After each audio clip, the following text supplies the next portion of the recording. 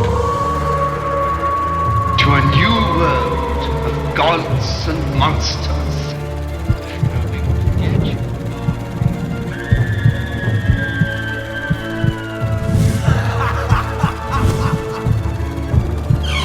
Hello, my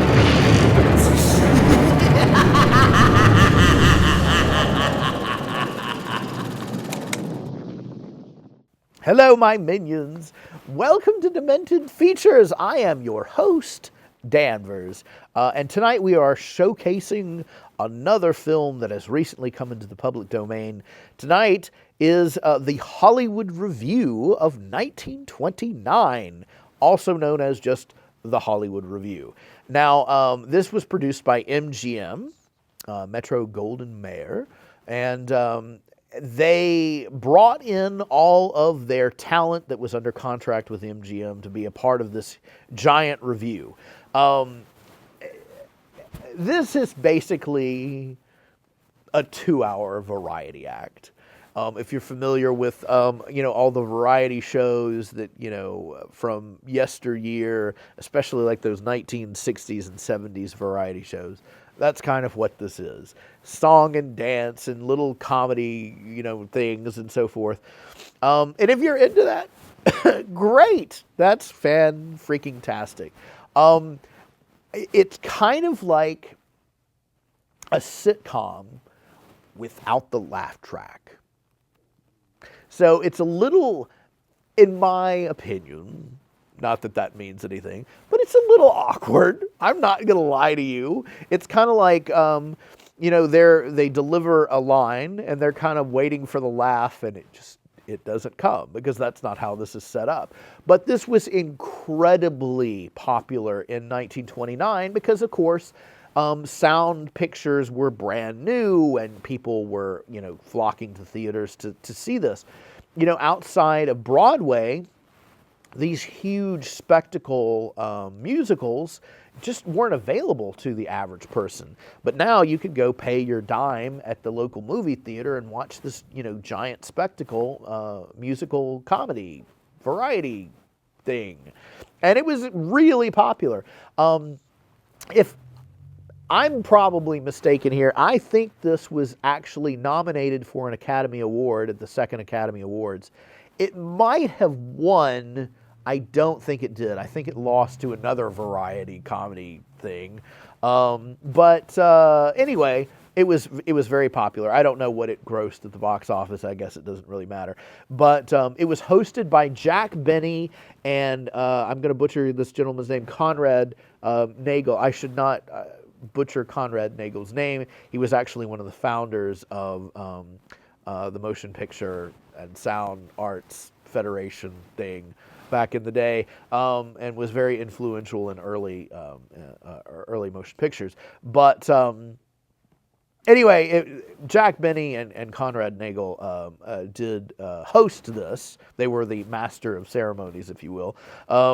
It was also featured Joan Crawford before she became mega famous, and Tina and all of that. Tina! There was Lionel Barrymore, Buster Keaton, Stan Laurel, and of course Oliver Hardy had a very successful, fun little bit. And what's most significant about this film is it's the first time the musical number Singing in the Rain was performed. Of course, that would go on and Gene Kelly would do the full movie, but Singing in the Rain is now in the public domain because of this. Joan Crawford actually put it best. Later on in an interview, she said review, as in, Hollywood Review, was one of those, let's throw everybody on the lot into a musical thing. But she loved her little song and dance number she did. She thought it was very good. Poor Joan Crawford. Actually, poor the rest of her family. Evidently, Joan Crawford was a horrible person. Tina! But anyway, deny it or not, she was in a lot of these very influential early motion pictures. And she's part of our cultural lexicon, if you will. Bring me the axe! Now, I'm going to be very forefront with you. This is one of those movies that is very much like your great grandparents' wholesome comedy. I said it's kind of like a sitcom without the laugh track. When your grandparents kind of referenced these things from their cultural, history, and we as young people kind of kind of rolled our eyes like, what are you talking about? It came from stuff like this. They loved it and ate it up, and it is very much a product of its time. But it's also, it's one of those things that is kind of a snapshot of motion picture history. So let's just get right into it. Give it a chance.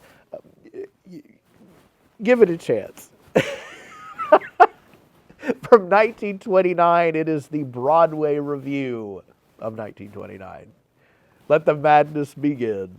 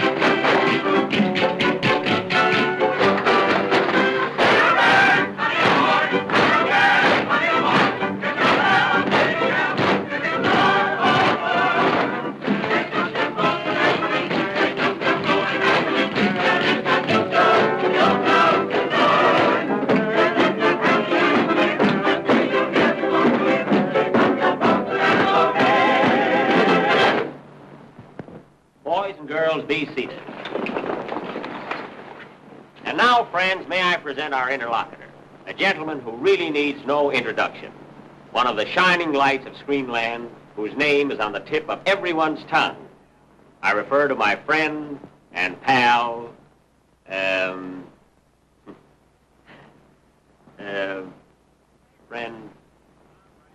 Conrad Nagel.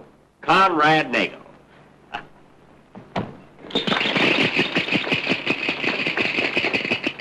Thank you, Jack. Ladies and gentlemen, it's my very happy privilege, as interlocutor in this show, to introduce to you at various times some of the prominent favorites from the screen and the stage. And never before have I been associated with a group of artists where such perfect harmony has prevailed. We're all just like one big, happy family.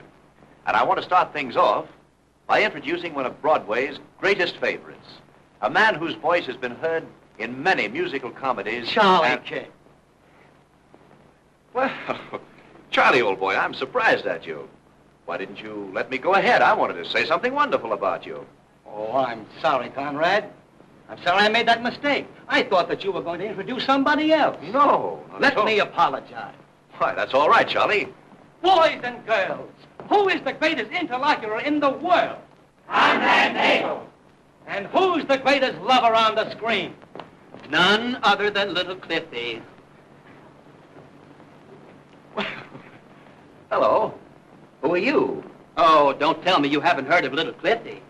Well, Cliffy, who? You evidently buy lots of phonograph records? Yes? Mm-hmm. All right, listen.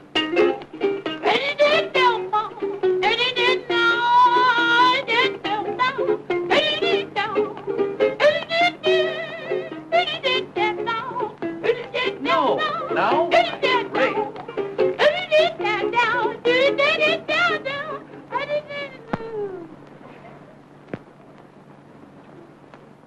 Come, Cliffy.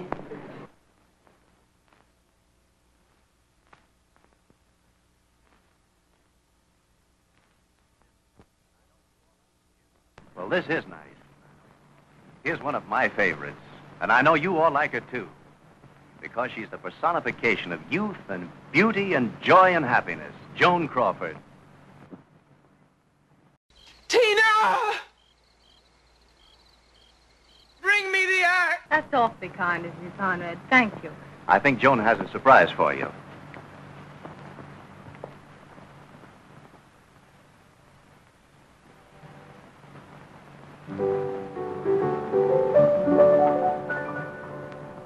All day I talk about you. All night I think about you. I just want to be someone you want to see. Why, you got me walking on air. I only hope that you care. I'd be satisfied just to hang around you. Crazy about your smile, free and easy style. You're a loving child, got a feeling for you. Ooh, I like your turned up nose. I like your seasoned velvet suit. From your head to toe, got a feeling for you. No one but you. Did you ever see somebody who could love somebody much as I love you, huh? Did you? You're the kind of sweet somebody who could love somebody. How about me too, huh? Oh my, you're the one I crave. I could be your slave. Honey, let me rave. Got a feeling for you. Crazy about your smile, free and easy style. You're a loving child, got a feeling for you. Like your turned up nose, like your V's and O's. From your head to toe, got a feeling for you. Did you ever see somebody who could love somebody much as I love you? You're the kind of sweet somebody who could love somebody. Could you love me too? Oh my, you're the one I crave. I could be your slave. funny that feeling, got a feeling for you. Did you ever see somebody who could love somebody much as I love you? You are the kind of sweet somebody who could love somebody who you love me too. Oh my, you're the one I take. I see your face. I just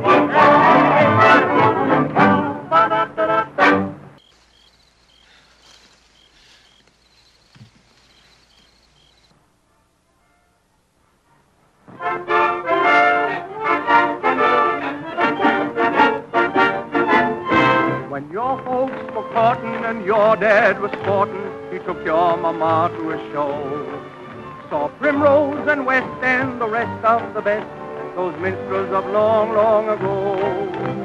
Way down upon the Romani River, far, far away, there's where my heart is turning ever, there's where the old folks stay. They heard old time singing, they saw buck and winging, blue ducks that are entertained so. They laughed to the heavens at funny boy Evans, a minstrel of long, long ago.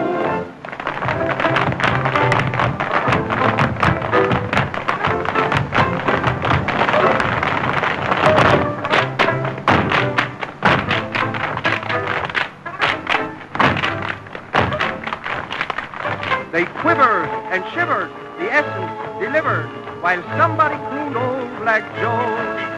The tambourines pattered, the wooden shoes splattered, those minstrels of long, long ago.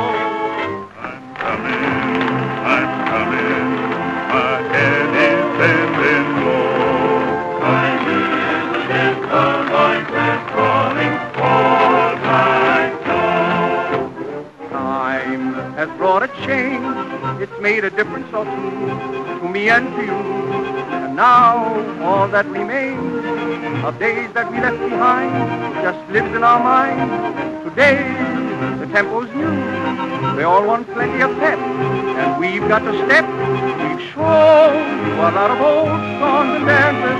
Now we will give you up today, Francis. Here's something new we're going to do. A tune we've got that's still in your heart.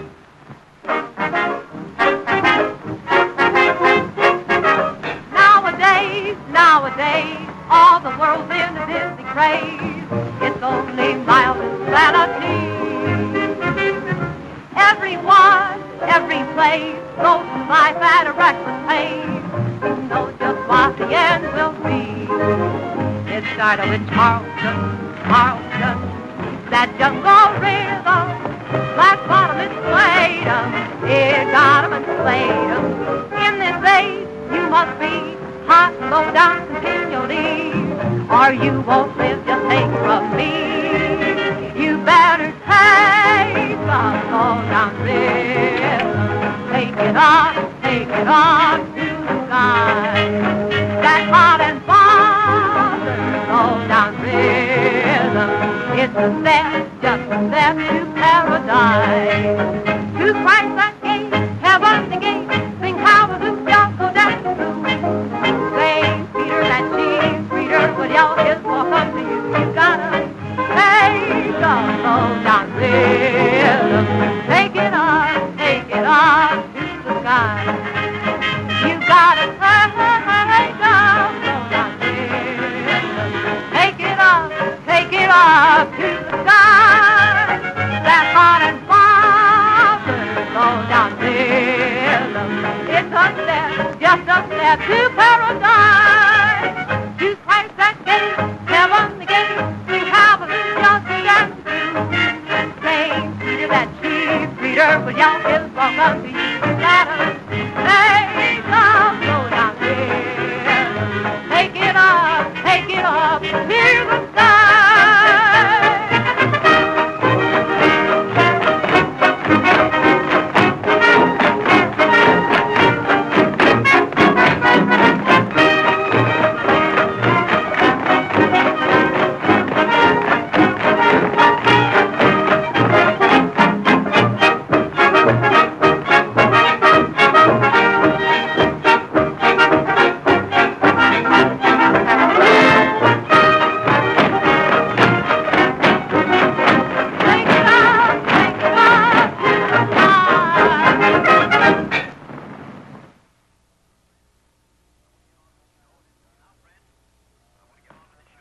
Now, friends, I want to get on with the show and introduce... Just a moment. Neg, you old fellow. There's something I would like to hang on to you. What's that, Cliffy? You know, night before last, my wife went to a picture show and saw you in one of those scenes with Greta Garbo, you know. One of those kissing affairs. And she came home and hit me on the head with a chair. Well, Cliffy, old boy, I'm awfully sorry about that. Now, what can I do to make it right with you? You'll owe me $7 to buy another chair. And, by the way, for the benefit of husbands, from now on, will you kiss those tomatoes on the forehead?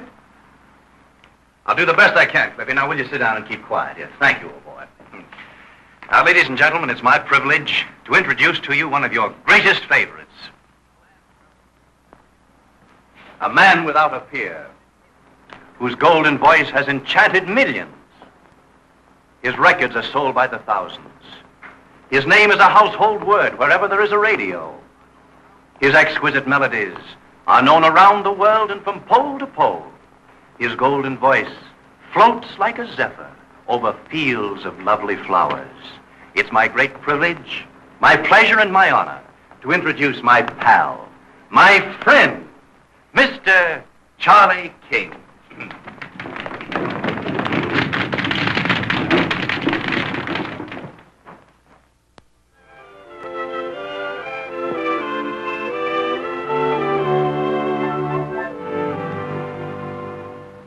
It's a beautiful world full of beautiful things. The flower that blossoms, the songbird that sings, the river that ripples, the sun in the sky, the cold of December, the warmth of July. All wonderful things comes to us from above, but the best gift of all is mother love. Your mother, was she ever wrong? My mother made life just a song. When you were a kid, where did you want to be? Don't answer, I'll tell you, on your mother's knee. Your mother and my mother too were angels whose hearts were a shrine, and the one up above sent his message of love through your mother and mine. Your mother, was she ever wrong? Was she ever wrong? My mother made life just a song. And when you were a kid, where did you want to be? Don't answer, I'll tell you on your mother's knee. Your mother and my mother too were angels whose hearts were a shrine, and the one up above sent his message of love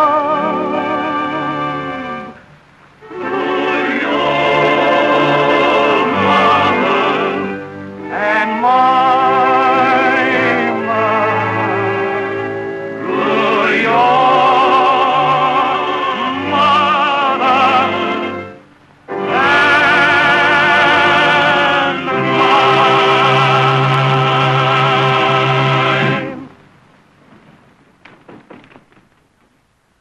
Charlie, old man, that was wonderful.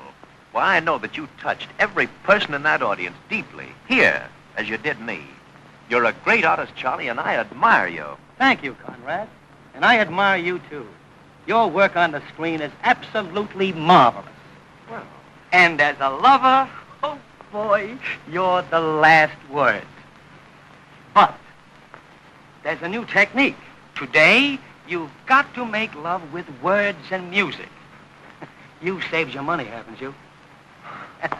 You recall that little song I sang to Anita Page, that, in the Broadway melody? That you were meant for me. yes, Charlie, that was lovely, lovely, old man. Yeah, well, that's where you're handicapped.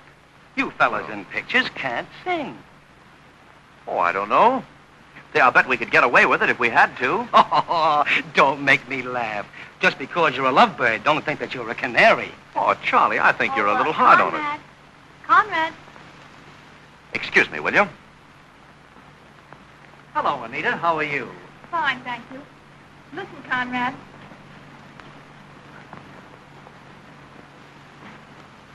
Can you close the curtains?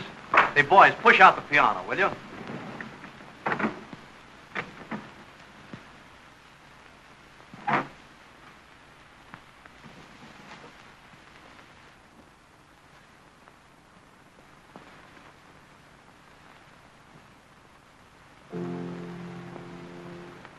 Life was a song, you came along, I laid awake the whole night through. If I but dared to think you can, this is what I'd say to you. You are meant for me. I was meant for you. Nature patterned you, and when she was done, you are all the sweet things rolled into one. You're like a plaintive melody that never lets me be. I'm content the angels must have sent you, and they meant you just for me.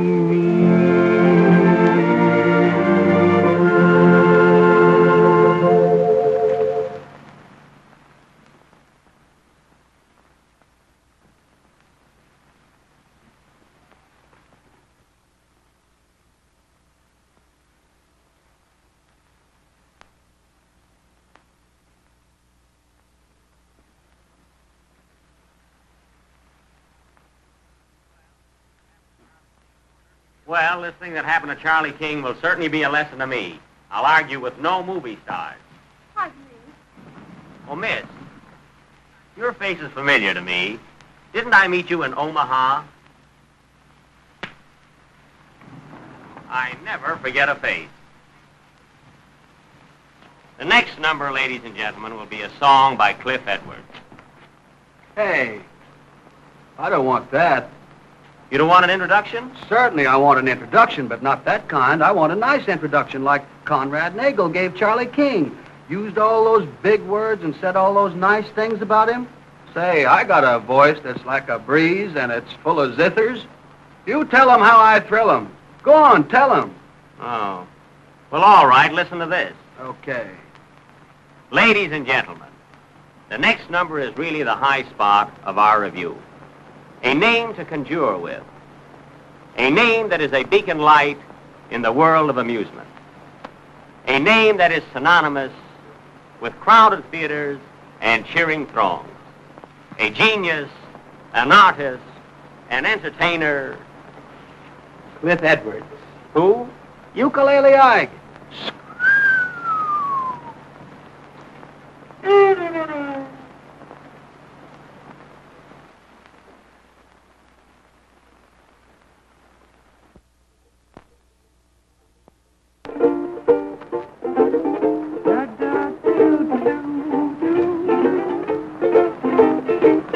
Some folks want a doctor when they're out of sorts. Some folks want a lot of fun, and some are fond of sports. But all I want, sweetheart, is only you. I don't want a tonic, I want no change of air. I'll find heaven any place as long as you are there. Sweetheart, just you, sweetheart, you do. Who can bring the breath of spring? Who can make the songbird sing? Nobody, nobody but you. Who can brighten darkest skies?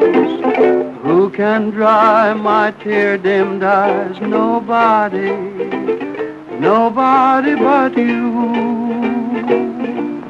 And when I'm lonely and weary and everything seems wrong, who is the only that's cheery and puts the gladness in my song? Who can bring the sunshine where there's been darkness and despair? Nobody, nobody but you.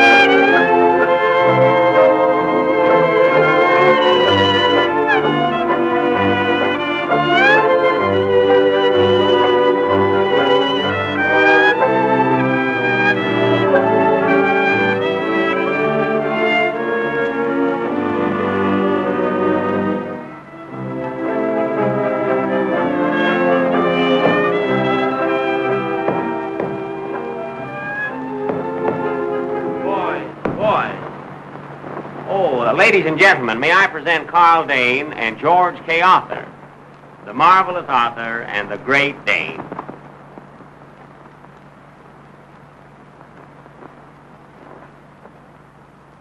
I was afraid of that.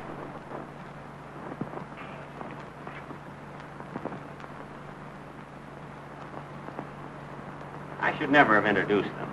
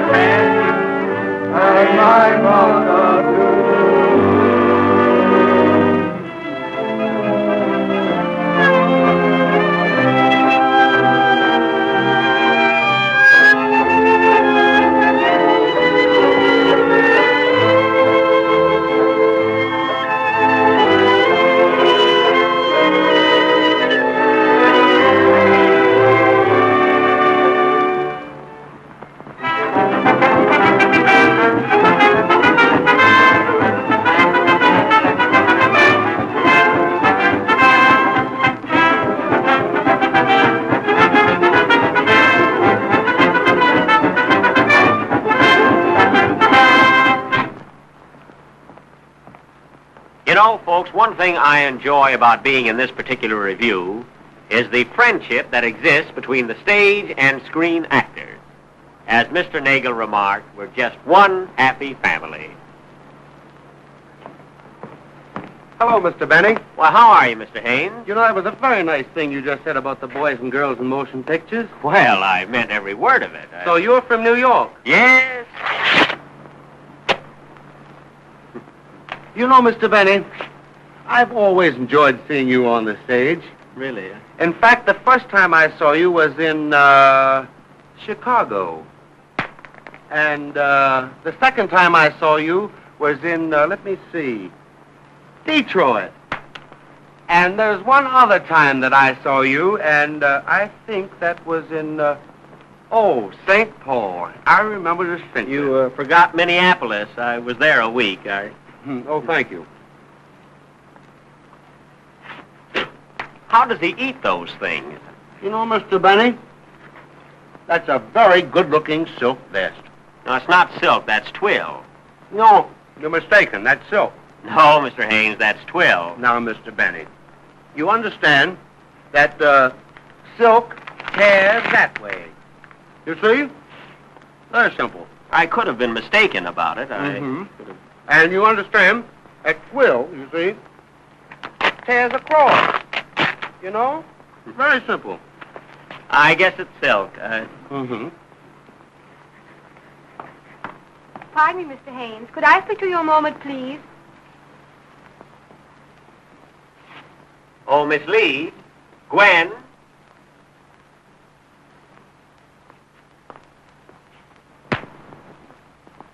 What's wrong with me? You're just a little too sensitive.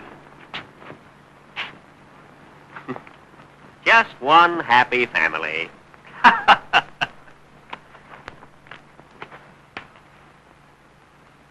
Now, folks, I have a little surprise for you. I'm going to introduce Bessie Love, and I have her right here in my pocket. I had her here a minute ago. Bessie, where are you? Here I am, Jack.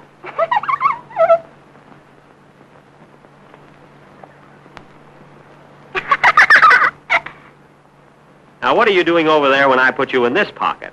But I don't like that pocket. There's nothing in it. Just like a woman. You can never tell what pocket you're going to find her in. Now, get out of there, Bessie. That's where I keep my money. But I can't get out. My foot's stuck on a $20 bill. Can't be my coat. Now, come on, Bessie. Come on out. Get up on my hand. Gee, it's good to get out of that stuffy pocket. There you are. Oh, Jack, aren't you the same Jack Benny I met in Atlantic City? No, no, oh, no. Now step off of there, Bessie. Don't trip. No, I won't. Atta girl. Now grow up and I'll talk to you. Well, there you are. Say, are you sure we haven't met before? Don't you remember that... I don't remember anything. Well, I wonder what's wrong with me. Moving pictures aren't what they used to be. These crazy sound effects have made a wreck of me. My vocalizing's kind of weak. It seems to have a certain squeak. It needs adjusting, so to speak, constantly. I've got to be at singing school at 2. A dancing lesson later when I'm through. They hand me a uke, and all they say is... Go on and play, Bessie. Go on and play.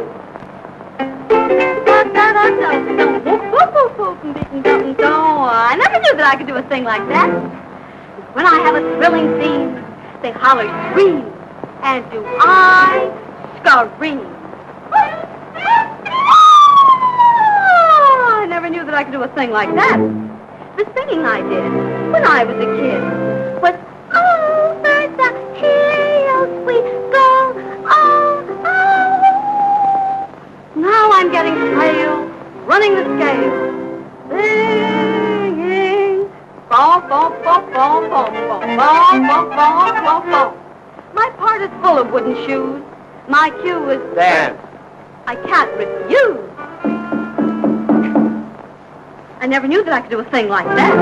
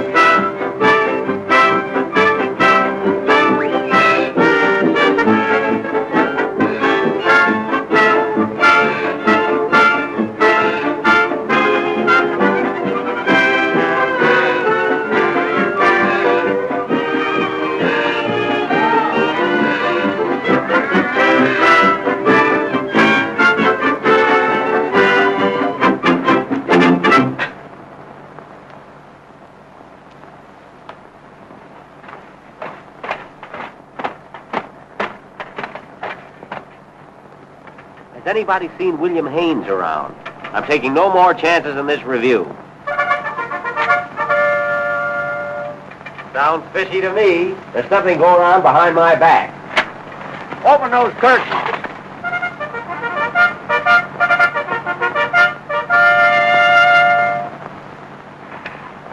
Now, as you all know, the late war caused much havoc in this old world of ours. Empires were ruined and kingdoms were shattered. Royal families were forced into all walks of life to earn their daily bread and butter. And even here in this review, we have members of royalty brushing elbows with us. And I'm so proud and so happy at this time to present to you Her Most Gracious Majesty, beloved Queen Marie Dressler, and that charming little princess, Polly Moran. The Queen approaches. Friends, arise.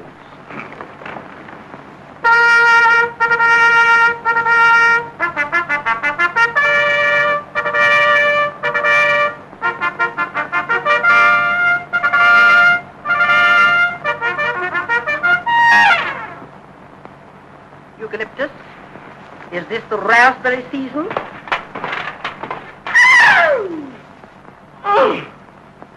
Do you see what I see? Your Majesty, it is the royal bootlegger. Ah, I shall get his telephone number.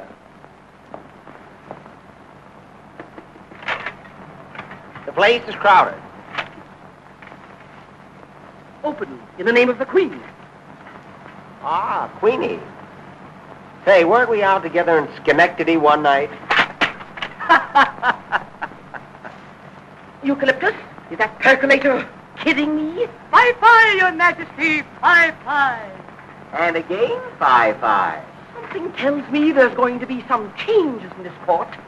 There are too many fives, not enough yeses. Yes? Yes. Yes, oh, yes. Your Majesty, cooleth thy ardor. Your royal subjects request a song. And wilt the good Queen sing? Forsooth, the good Queen wilt and will. And will.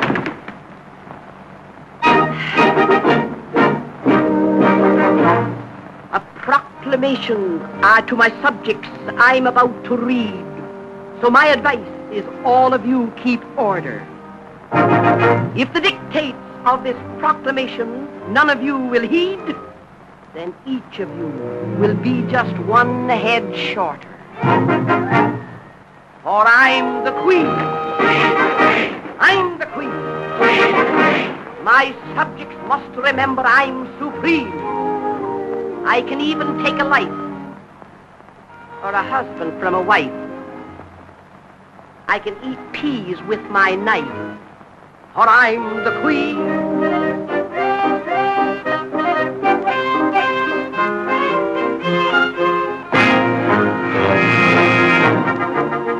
I'm the Queen.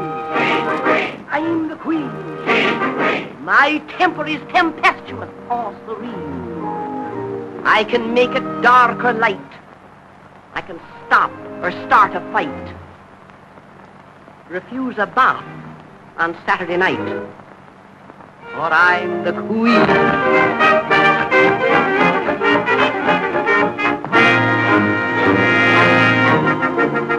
I'm the Queen. I'm the Queen. On critics I can also vent my spleen. When they tell the hoi polloi, I'm worse than Helen of Troy.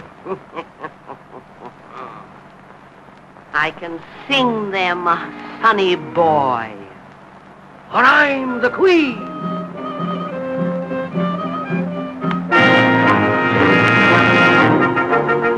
I'm the Queen. I'm the Queen. Once as Lady Godiva I was seen. The poor nag died of course, not from shame or deep remorse. 'Twas my weight that killed the horse. Still I'm the Queen.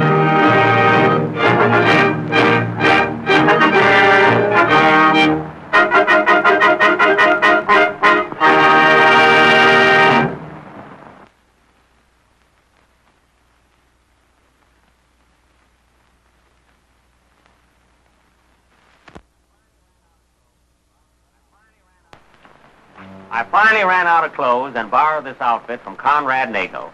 Lucky for me, we both wear the same size.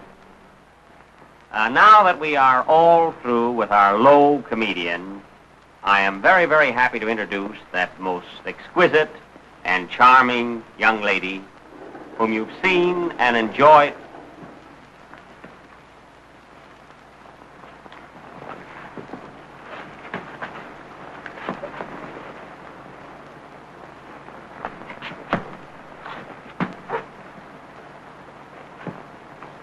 Now remember, don't take your hat off.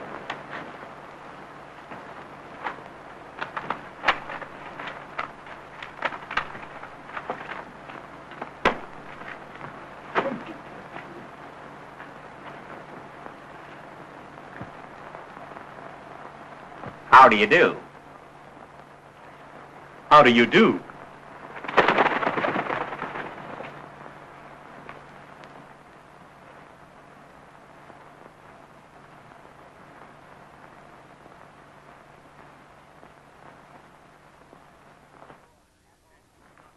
Didn't I tell you not to take your hat off?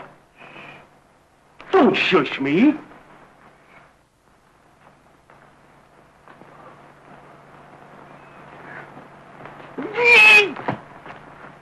Don't pinch me like that.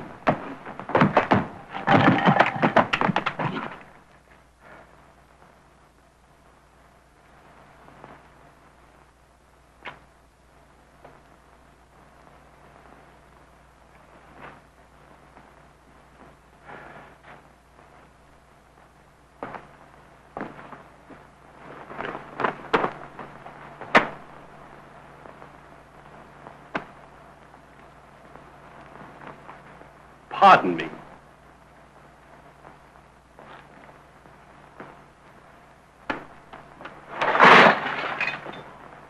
Hey, the car where you throw that stuff, you want to knock somebody's eye out?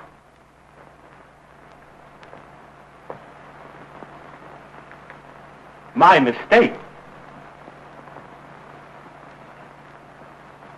Shut up.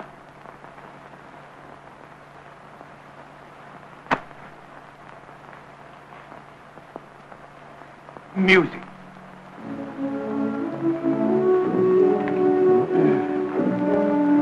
Ellie! Up! A candle.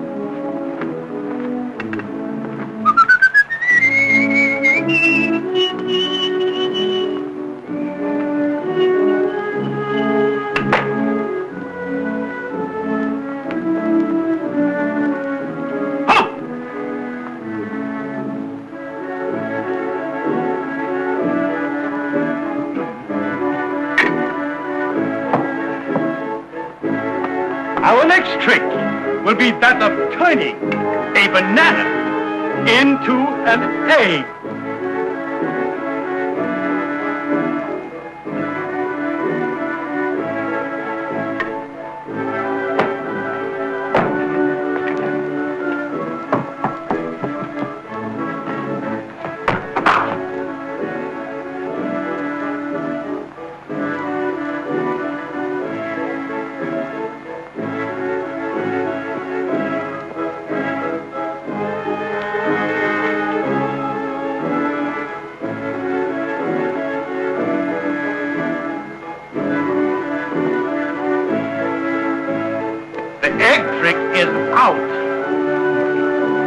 But nevertheless, we will show you how to put a large cake into oblivion.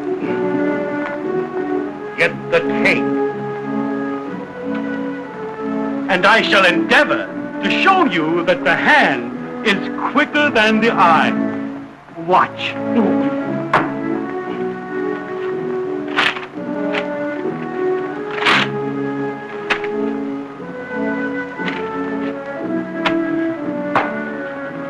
Now then, cease. Thank you.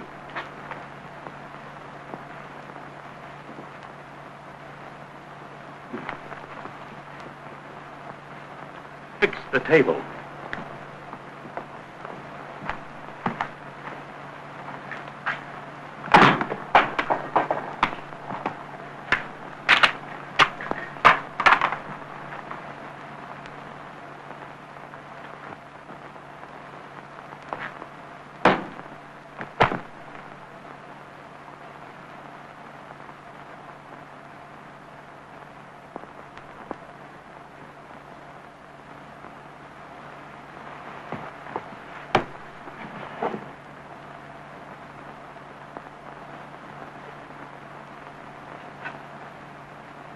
I fall down and go blop.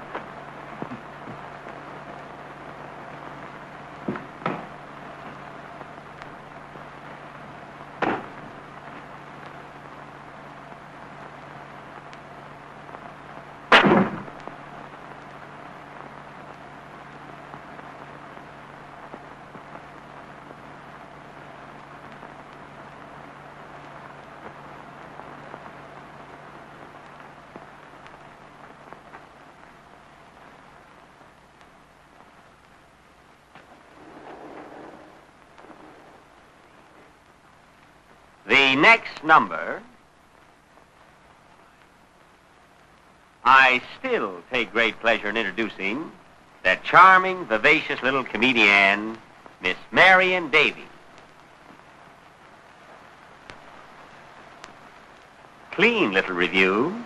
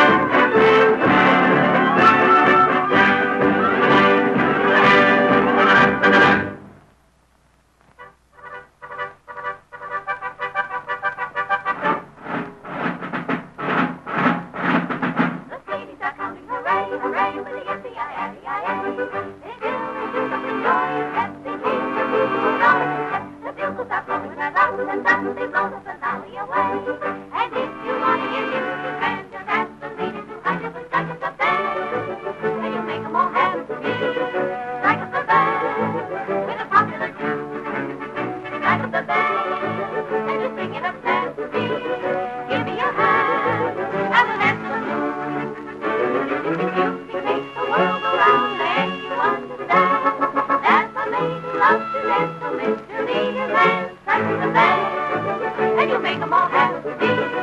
Ring it up happy, and strike up the bell.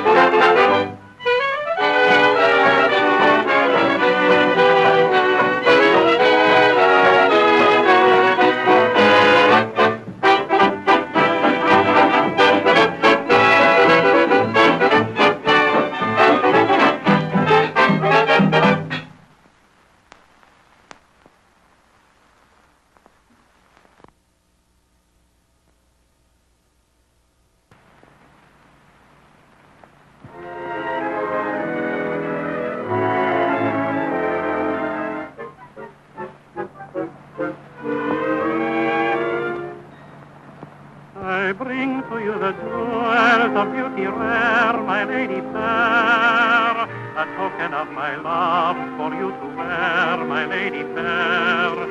Each little ray of brilliancy may bring you closer, love, to me.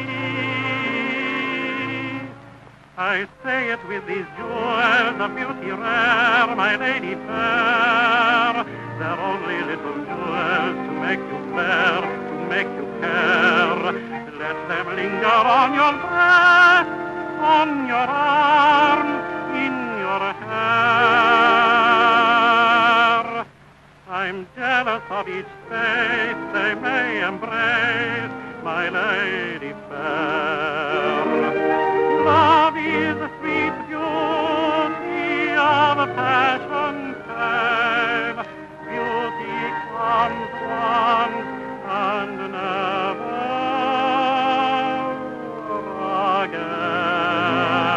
again.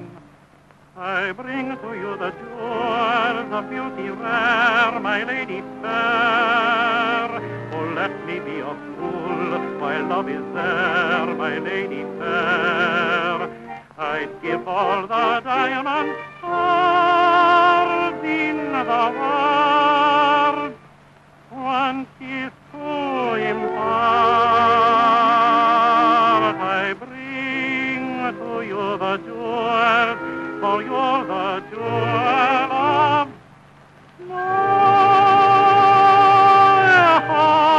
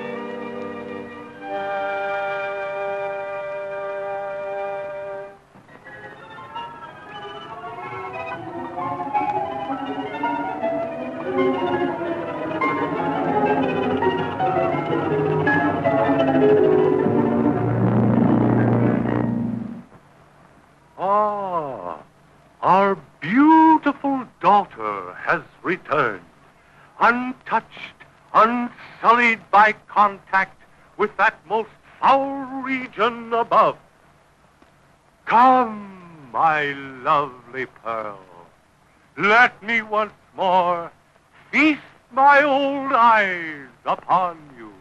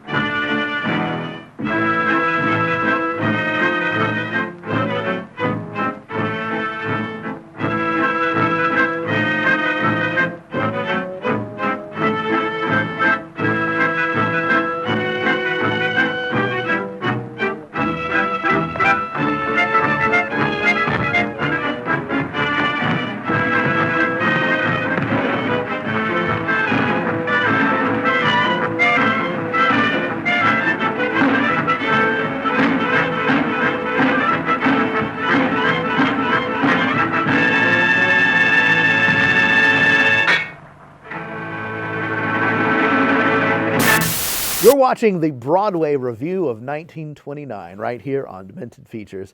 Jack Benny, let's talk about Jack Benny for a minute. I absolutely adore Jack Benny, but I'm going to be very honest with you. I had no idea that he had any amount of clout or fame in 1929. Jack Benny started out on radio, and and like most people of that generation, they started out in vaudeville, in live comedy. I had no idea that he had enough clout to be an MC or a host for a major motion picture at that point. Jack Benny went on post-World War II on television and radio and became kind of a household name during that time. And his whole bit was sort of the awkward, miserly kind of comic. His whole bit was like he was cheap and he wouldn't tip at restaurants, and that was his character, at least in his television show. And then to compensate for that, he would over-tip in real life and was very generous.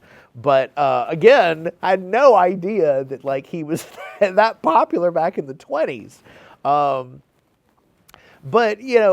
when he comes out on stage and he does his little Jack Benny bit, it just doesn't land the same way it does in his later career. And I don't know if that's just the way it was shot, or if they're just pretending like, oh yeah, the audience will be there and laugh. And it for our modern sensibilities, we're so used to kind of being spoon-fed when to laugh and when to have emotion and so forth. It's just a different type of viewing experience. But anyway, and then Laurel and Hardy are kind of the same way. They do these setups for their comedy bit that you can see it coming from a mile away. Now, keep in mind, I sound like I'm being overly critical. I just find it fascinating how motion pictures, and especially comedies, were shot in the early, audio period. Because in silent film, it was very much reliant on physical comedy, and now it's like, now you have sound and they're kind of relying on that. It's just it's a little jolting, to be honest, to kind of transition into this new experience. And it's an early talking picture, and they're still trying to find their way, and they'll be doing that up through the 30s as well. But it's, as I said in the opening segment, it's kind of a snapshot into early cinema, and especially early talking cinema. So it's very interesting. But let's get back right into it. Let's go back to the the Hollywood Review of 1929. The next number is a little novelty written and sung by Gus Edwards, entitled Lon Chaney Will Get You If You Don't Watch Out. This number was dedicated to the Smithsonian Institute and several other scientific bodies who seem to be trying very hard to find out who and what this fellow Chaney really is. Now, personally, I doubt very much that there is a Lon Chaney. Oh, I've seen lizards and spiders and Chevrolets running around. In fact, I passed a dressing room a little while ago and saw two legs. Or, that was the wrong dressing room. However, I still maintain that Lon Chaney is merely a myth. Perhaps a mechanical device of some sort, or a mannequin.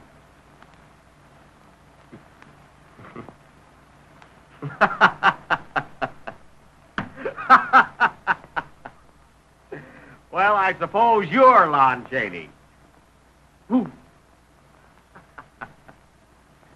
Well, boy, I've got to give you credit. That's a great makeup. Brother, I've got to hand it to you. Put her there.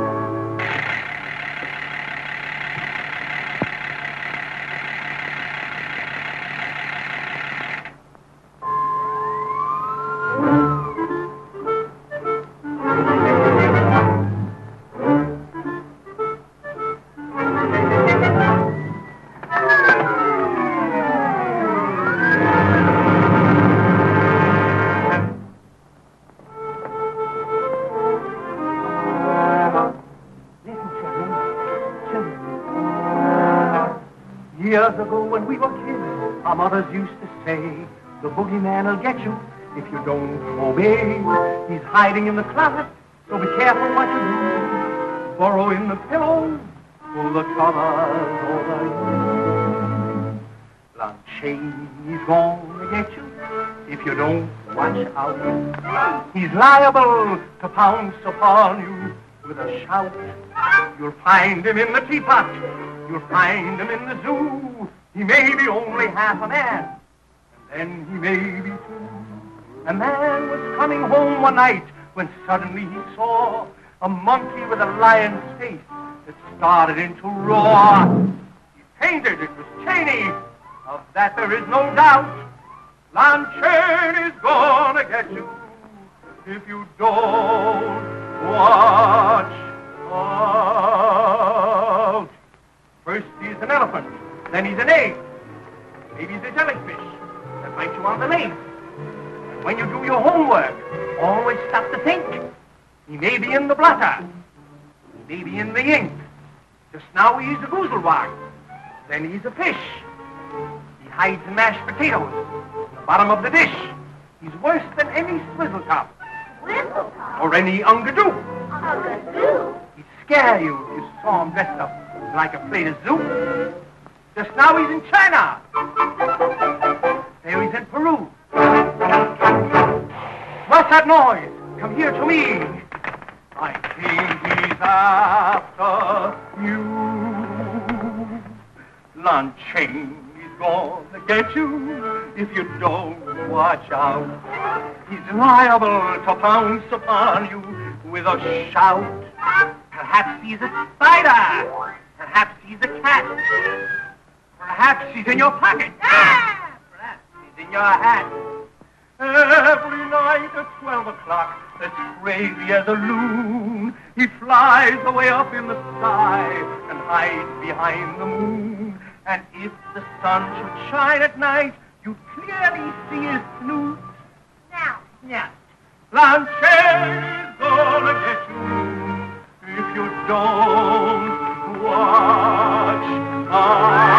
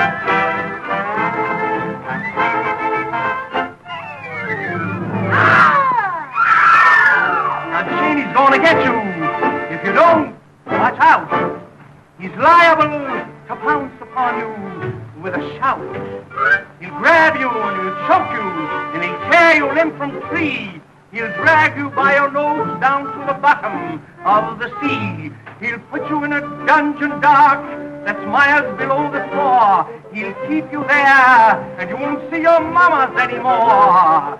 He'll take the naughty boys and girls, of that there is no doubt.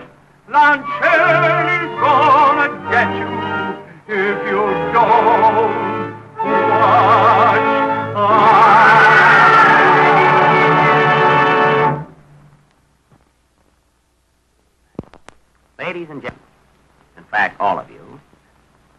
Feeling that you are weary of domestic triangles, we have gone to Europe for our next scene. The locale is Turkey, southern Turkey. You see, Turkey is divided into 3 zones, namely the white meat, the dark meat, and the part I always get. The scene is the palace of the Sultan. Now, the Sultan has a beautiful daughter, Saltine, who has 3 suitors, Cotus, Vestas, and Pantis.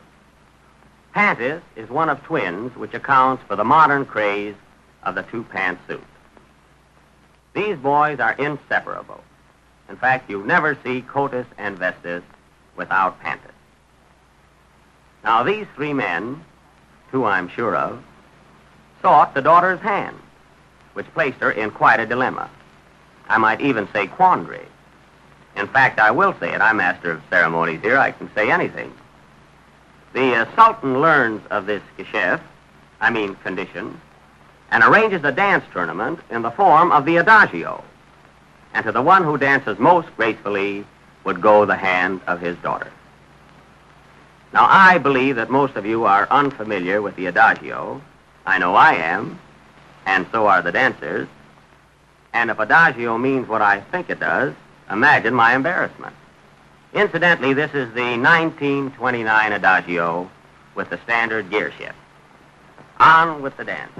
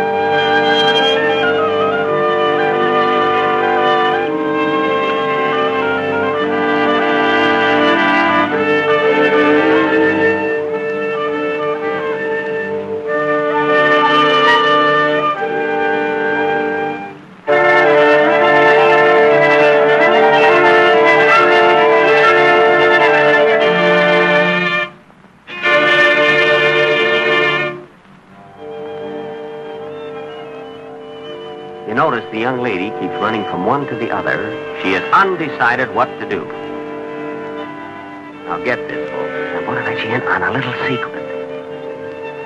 Although she loves Cotus and Vestas, she can't get along without Pantis.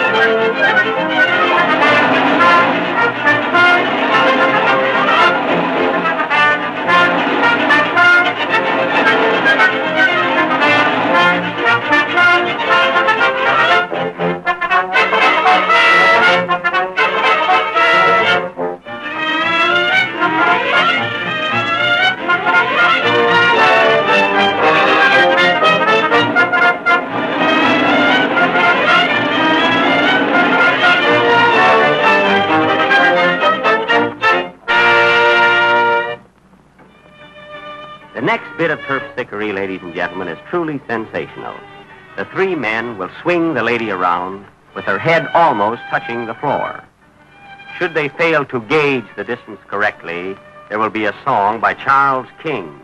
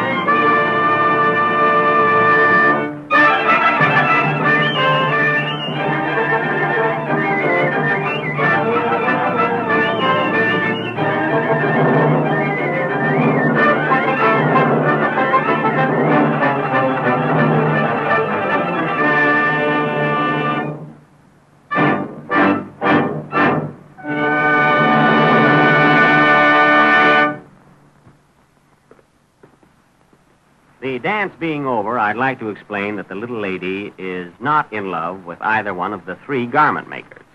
I'm seeing her home tonight.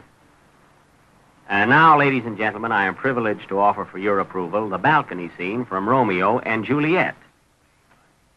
Juliet will be played by the gracious Norma Shearer, and Romeo by John Gilbert. I really was supposed to have played the part of Romeo, but it's out.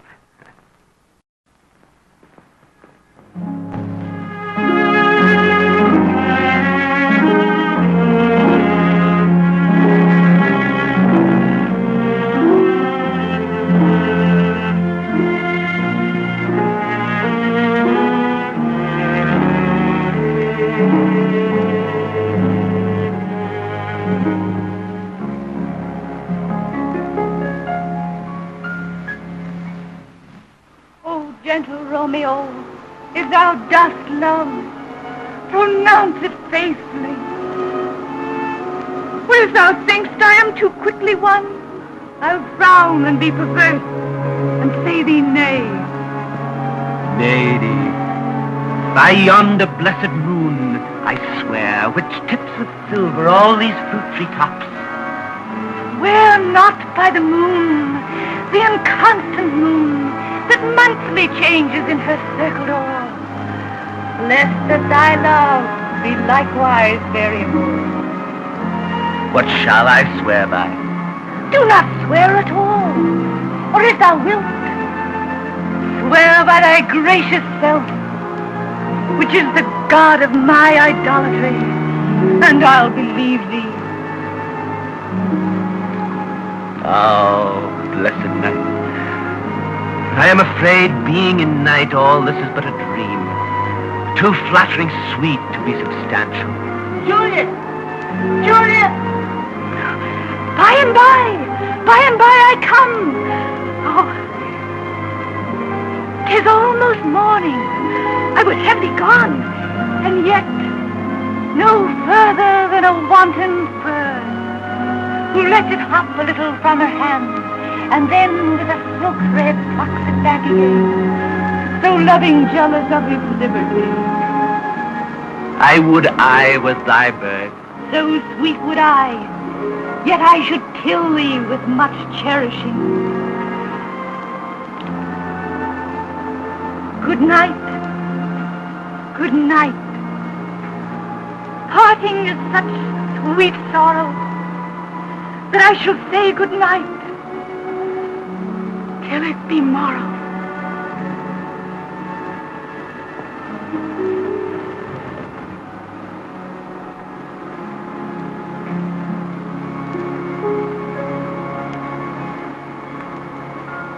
Okay, cut! Very good.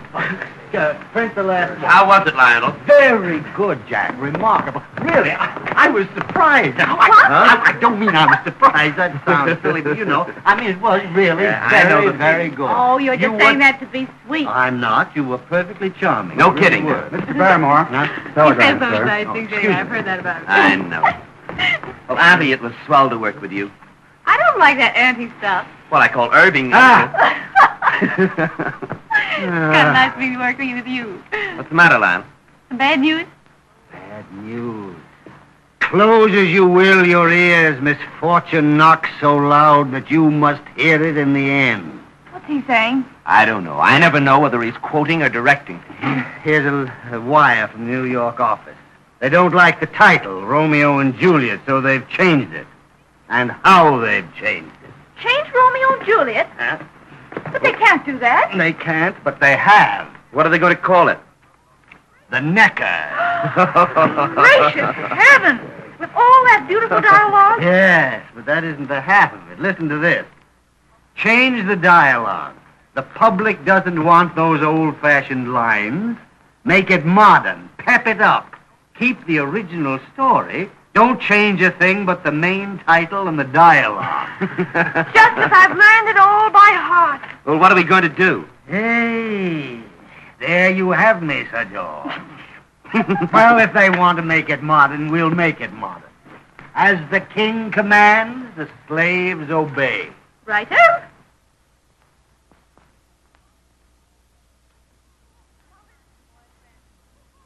Now listen, boyfriend. You have a nice line of chatter, but how do I know you care for me in a big way? Julie, baby, I'm gaga about you. No kidding, honey, your teeth are like pearls. Your eyes are like diamonds, and your lips like rubies. You talk like a pawnbroker. No, on the level, honest. You're the pansies in my garden, the cream in my mocha and java, the berries in my pie. You're certainly playing a pretty symphony for my ears. And I've got to admit you're very easy on the eyes, too. I've had plenty of balcony bees buzzing about me, but you're just about the cookies to me, boyfriend. Well, then, let's get organized. Now, I've got the old boulevard people out here all gassed up. The shoulders nice and smooth. What do you say to a little ride and such? Well, the ride part of it sounds interesting, maybe, but I'm not so sure about that suching.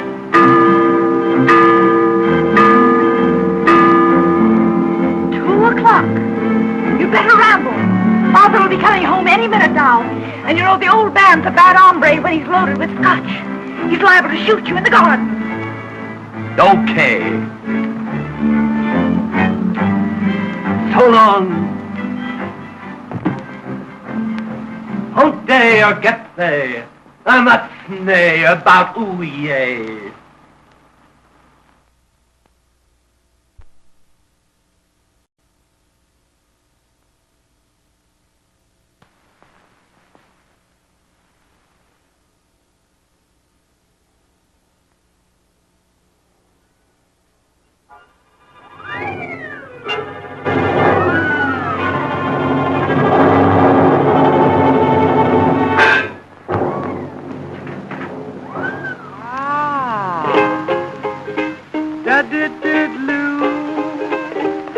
I'm singing in the rain, just singing in the rain. What a glorious feeling, I'm happy again. I'm laughing at clouds so dark up above. The sun's in my heart and I'm ready for love. Let the stormy clouds chase everyone from the place. Come on with your rain, I've got a smile on my face. I'll walk down the lane with a happy refrain, just singing, singing in the rain. Why am I happy and why do I sing? Why does December seem sunny as spring? Why do I get up each morning to start happy and head up with joy in my heart? Why is each new task a trifle to do? Because I'm living a life full of you. I'm singing in the rain, just singing in the rain. What a glorious feeling, I'm happy again. I'm laughing at clouds so dark up above. The sun's in my heart and I'm ready for love. Let the stormy clouds chase everyone from the place. Come on with your rain, I've got a smile on my face. I'll walk down the lane with a happy refrain, just singing, singing in the rain.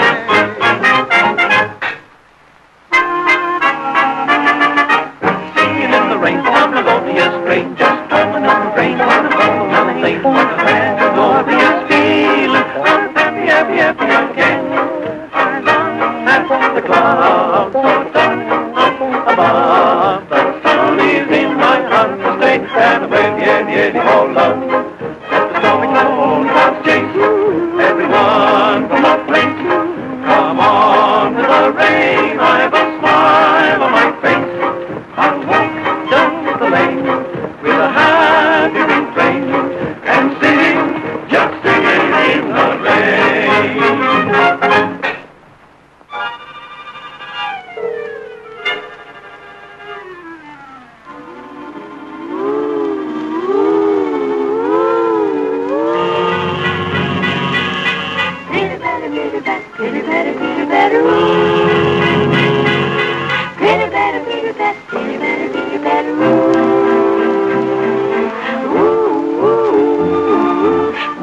are not afraid of thunder. Oftentimes we wonder, why is each new task a trifle to do? Because we are living a life full of you. I'm singing in the rain, just singing in the rain. What a glorious feeling, I'm happy again. I'm laughing at clouds so dark up above. The sun's in my heart and I'm ready for love. Let's stormy clouds chase everyone from a place. Come on with the rain of a smile on my face. I'll walk down the lane with a happy refrain and singing, just singing in the rain. Pitter patter, rain. Pitter patter, singing in the rain.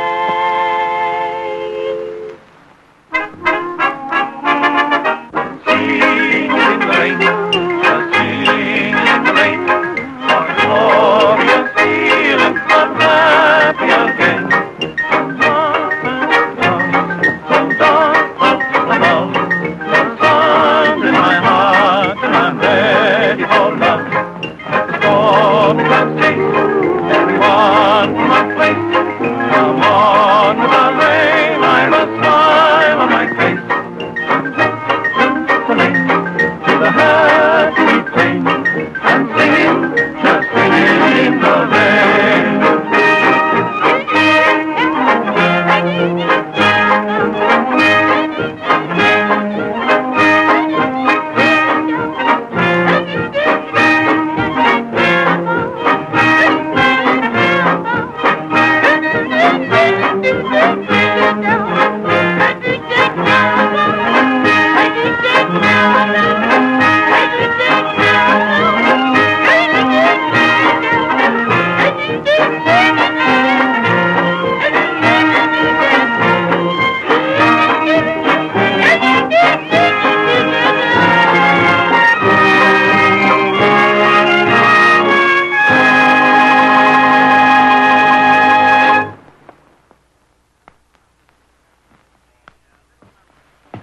The little number you just heard called Singing in the Rain is an optimistic song and was, of course, written by an optimist.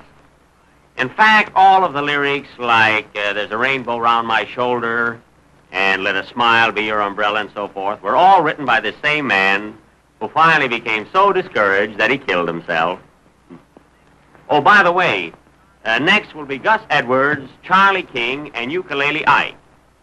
Now, these three guys, pardon my English, these three mugs will offer a comedy song. They will offer it, but you probably won't accept it.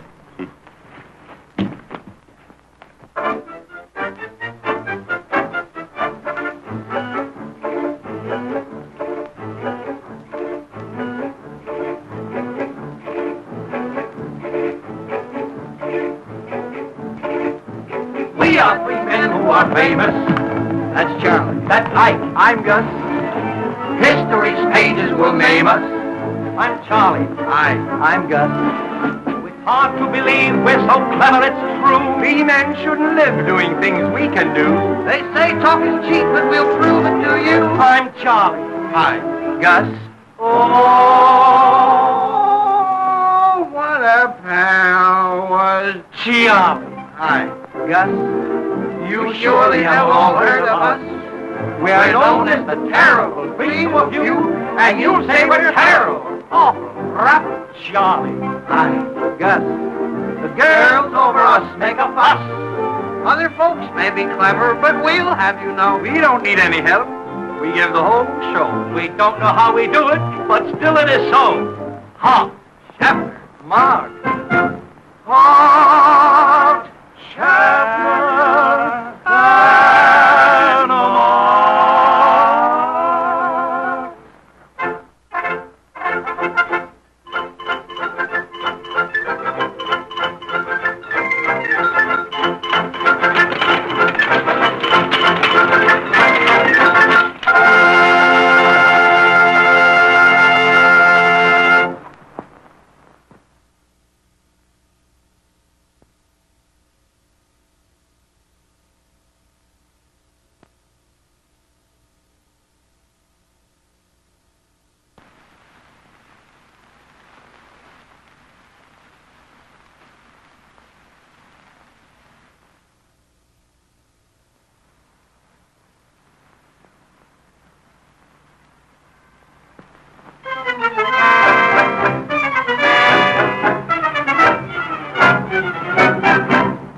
première de revue. We're from Italy. From across the sea. We look for Marie, him and me. Oh, Marie, oh, Marie, we're wondering where she can be. She loves macaroni. She's got a shape like bologna. If you see our Marie, won't you please, Mr. Tell him and me? She walks our door where she goes. Oh, Marie. We come up from the far. We don't know where we are. We feel so very funny singing. We see Maria. She see us. She 20 at Maria. The cook she threw us. She'll leave us a hand. And you can no solo Nina, no solo.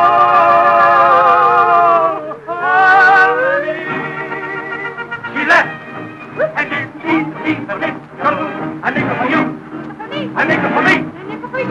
She left us in a very funny pickle, a nickel for you, a nickel for me, a nickel for us. She got your connection, she got the monkey. The monkey got drunk. The peanut and the ripe banana. The Irish cup. Pajamas, we put them on Marie. Then we sail her back to Italy.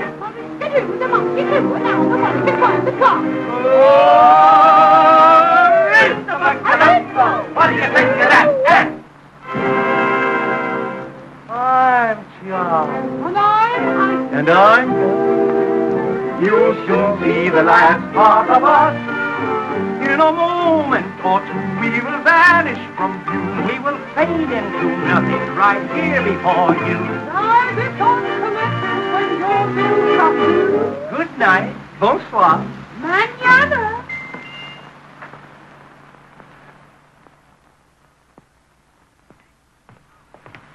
Next, a comedy sketch with Bessie Love, Polly Moran, and Marie Dressler. 5 lovely girls. Who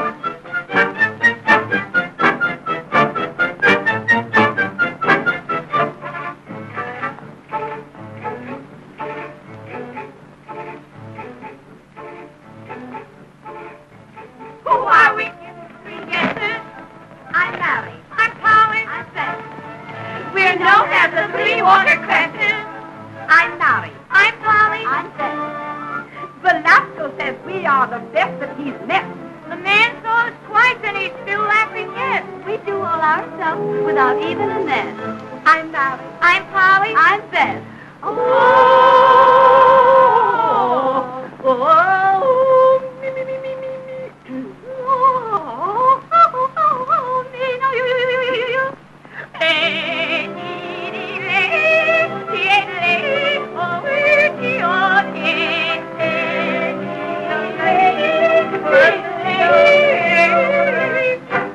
I'm Mary. I'm Polly. I'm Beth. We're 3 shy of 8, more or less.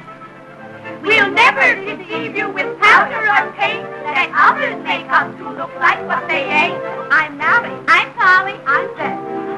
We'll act for you hope, joy, stress. Hope. I shall always know. I shall keep on knowing. I shall always know. I should know. Joy.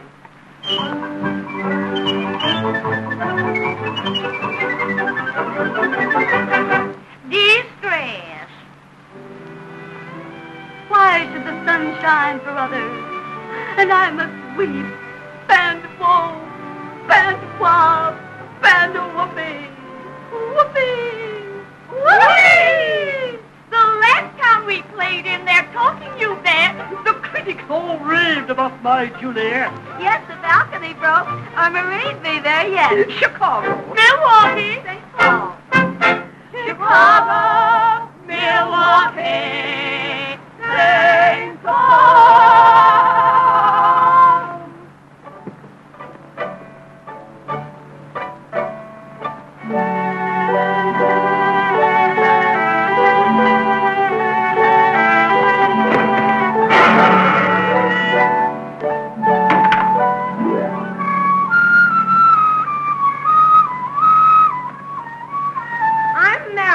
I'm Polly. I'm Beth.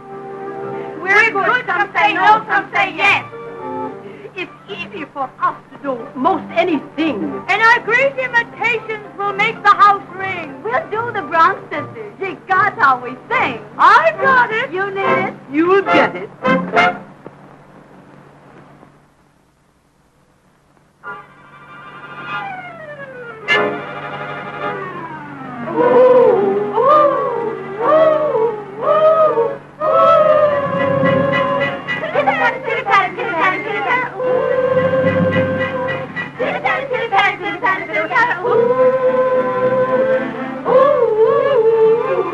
Oftentimes we often wonder why we have to have that thunder.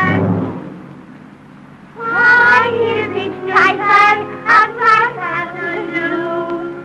Because we are singing in the rain to you.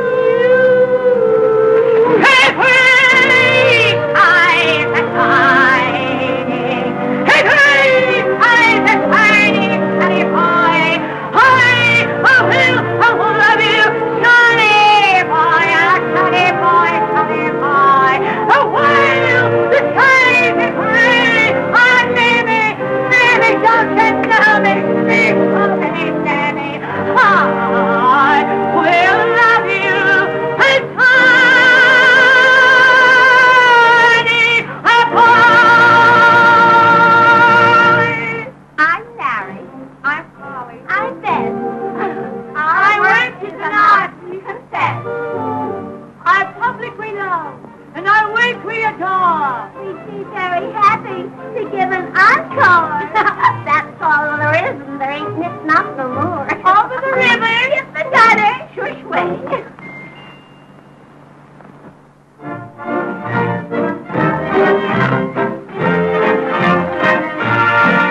While strolling through the park one day, sing a merry, merry rum-tum day, I was taken by surprise by a fair holy night.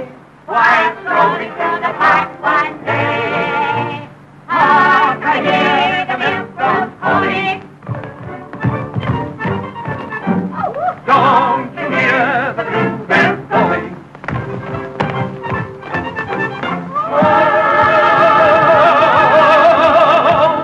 While strolling through the park one day, in the merry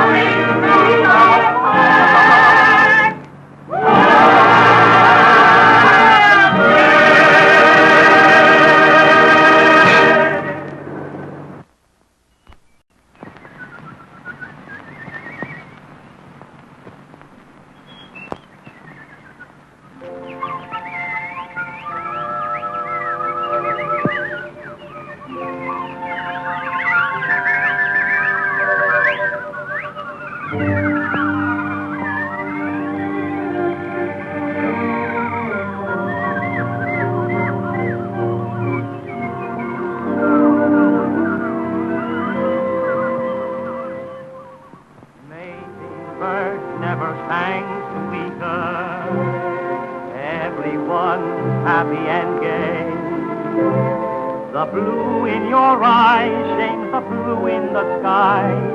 All nature is smiling today. There's only one thing left to do. I am ready, dear, and so are you. It's orange blossom time. The whole world seems in rhyme.